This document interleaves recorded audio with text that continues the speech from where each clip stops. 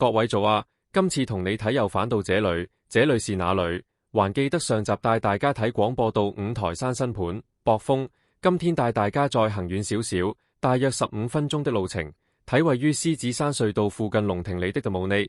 這個項目由九龍倉及會德豐地產持有的九龍塘龍庭里8號全新超級豪宅項目。項目分3期發展，共設4座，提供133伙單位。在這個項目附近有條新落成的天橋，可以用天橋橫跨整條龍翔道，由項目往豐力樓方向，大約200至300米有個往觀塘的巴士站，而在天橋另一邊都有一個往荃灣或屯門或去機場及港珠澳大橋。現在位置不詳，計一計車流，巴士站大約會在橋底位置。在發展商的網站看到，在關項目的關鍵日期為2025年3月31日。如果發展商有意出售單位，很大機會會現樓發售。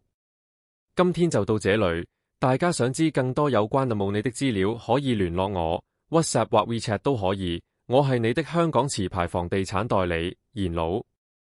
今天係2026年6月4日。